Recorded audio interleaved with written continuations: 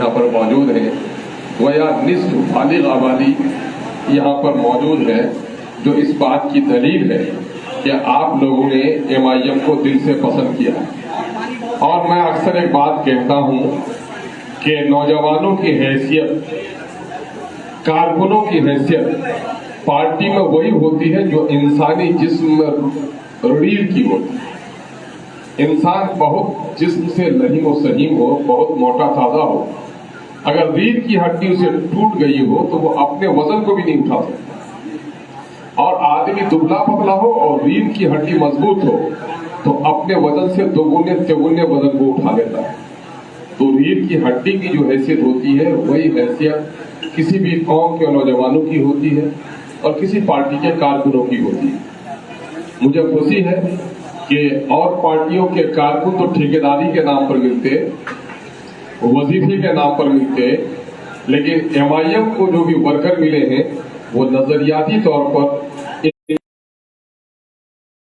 बुनियाद हम ख्याल हो गए। MIM से जो लोग भी जुड़े हैं वो बैरिस्टर सौदीन अवैसी के नजरियात से जुड़े हैं, इसलिए मौका परस्त लोग, वजीफाखोर लोग, ठेकेदार तो बिक सकता है, लेकिन जो नजरिए पर इत्तेफाक रखता है, पहाड़ टल सकता है, लेकिन नजरिए पर इत्तेफाक रखने वाला कारकुन नहीं टल सकता।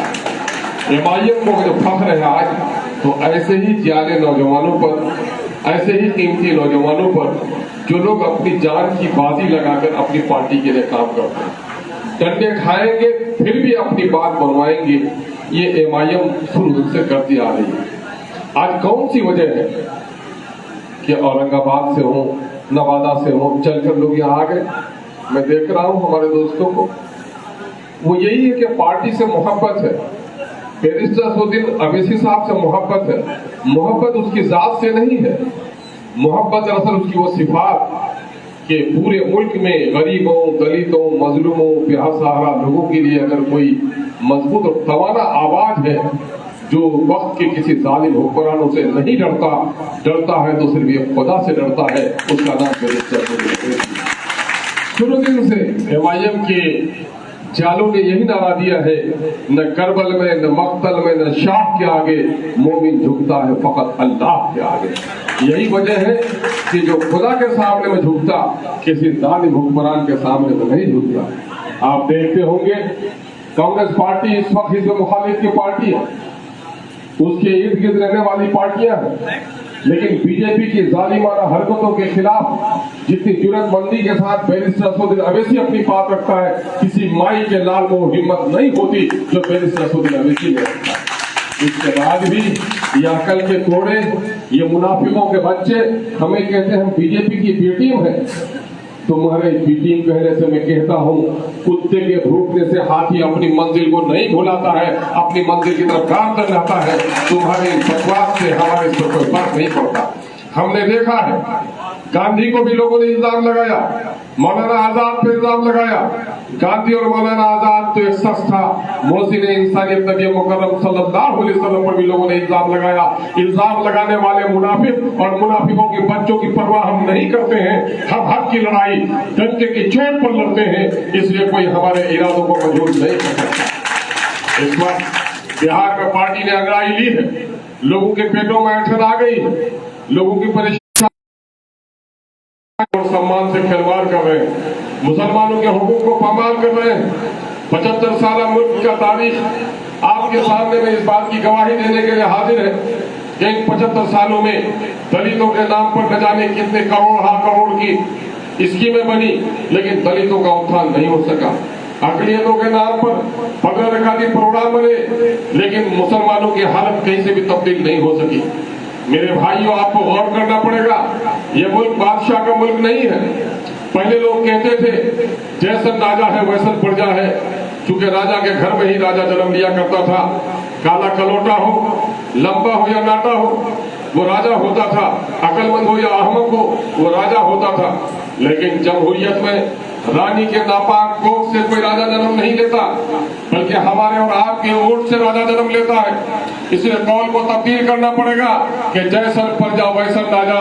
आज अगर कोई जिल्लत और रुसवाई हम पर है, उसमें कहीं न कहीं हमारा भी कसूर है। अपने कसूर का हमें एहतसाब करना पड़ेगा। हम मसलिहत पसंद अपने बुजुर्गों को कहना चाहते हैं, जिन बुजुर्गों ने हमारे नौजवानों को बहकाने की बात कही है कि एमआईएम में जाने से कुछ नहीं होगा, मेरे बुजुर्गवार मैं आपकी खिदमत में आसाम के जंगल का एक वाकया पेश करना चाहता हूँ। आप इतने बुज़दिल क्यों हैं? गुलामी में घुट के रह जाती है मिसले जुए कमाब, आजादी में बहरे बेकरार है जिंदगी।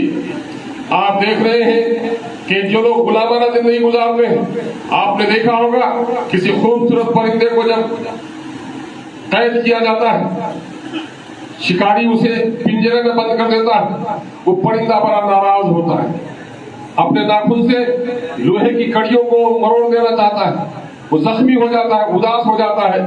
लेकिन धीरे धीरे जब उसे सेब के टुकड़े और अनाज के दाने कटोरे में पानी मिल जाता है, उसकी भूख मिट जाती है।